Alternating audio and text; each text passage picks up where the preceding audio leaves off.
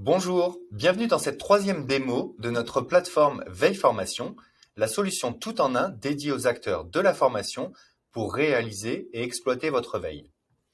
Pour rappel, Veille Formation vous permet de répondre facilement et en un minimum de temps aux attendus des indicateurs 23, 24, 25 et 26 du référentiel Calliope. Aujourd'hui, nous vous présentons notre outil PADEX, c'est-à-dire le plan d'action et d'exploitation de votre veille. Vous le savez, le référentiel Calliope vous demande de réaliser une veille sur différents sujets, mais également d'en démontrer l'exploitation. Cela signifie que vous devez démontrer le lien entre certaines informations sélectionnées dans le cadre de votre veille et les décisions prises par votre structure. Donc finalement, montrer à quoi la veille réalisée vous a concrètement servi.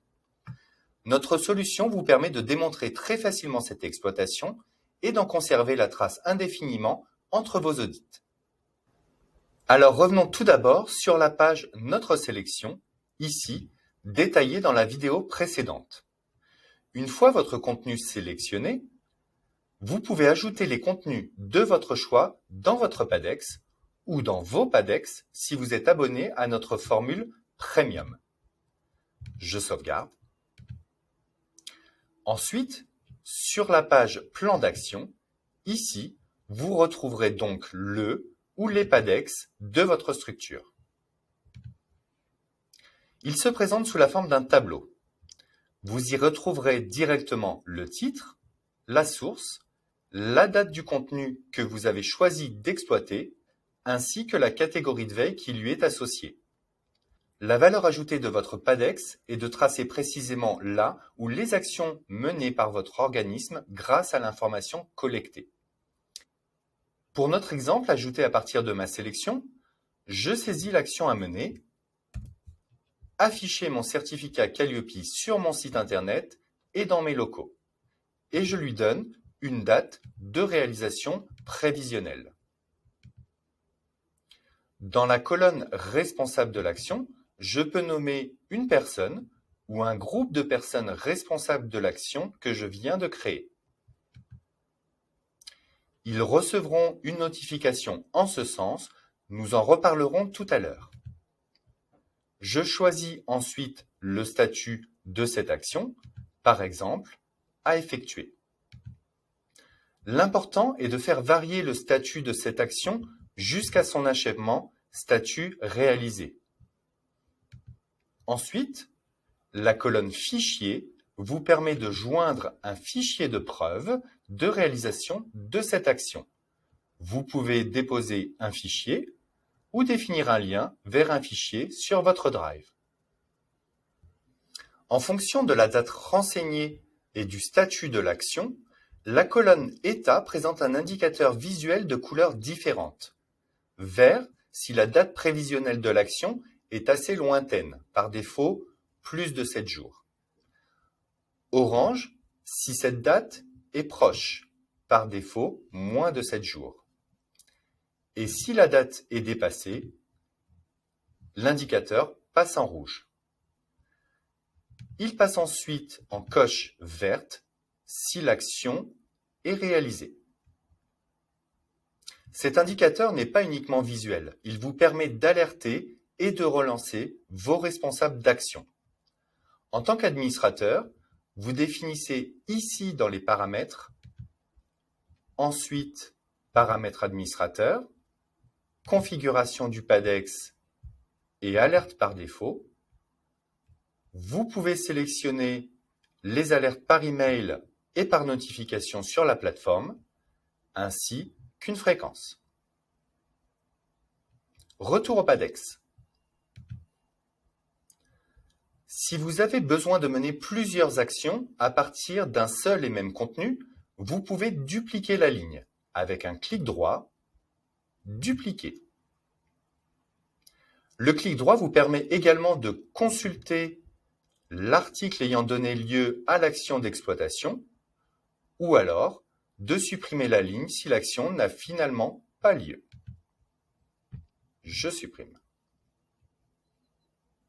D'autres actions sont possibles dans votre PADEX, accessibles via le menu Options, ici. Vous pouvez choisir les colonnes à afficher au sein de votre PADEX, ici. Vous pouvez aussi les ajuster à la taille de votre écran. Il faut pour cela autoriser le débordement avec étendre pour élargir les colonnes sans limite. Autre fonctionnalité précieuse, vous pouvez ajouter de nouvelles colonnes à votre PADEX. Cliquez sur Option « Ajouter une colonne », choisissez le nom de cette nouvelle colonne et son type. Cela peut être une colonne texte, une colonne avec des choix simples ou multiples, via une liste déroulante, une colonne nombre, par exemple pour donner un ordre de priorité à vos actions, ou une colonne date, par exemple pour dissocier la date de création de l'action et sa date de réalisation effective. De la même manière, si vous souhaitez ajouter une ligne à votre PADEX sans que celle-ci soit reliée à un contenu de veille, pour par exemple utiliser le PADEX en plan d'amélioration continue, cliquez sur Options, Ajouter une action, attribuez-lui un titre, une date, une catégorie et le type de contenu. Par exemple, vous souhaitez informer vos intervenants sur la dernière version du guide de lecture Calliope. Vous pouvez ajouter une ligne d'action indiquant la tenue de cette réunion. J'indique programmer une réunion Calliope V8. La date, par exemple, la semaine prochaine.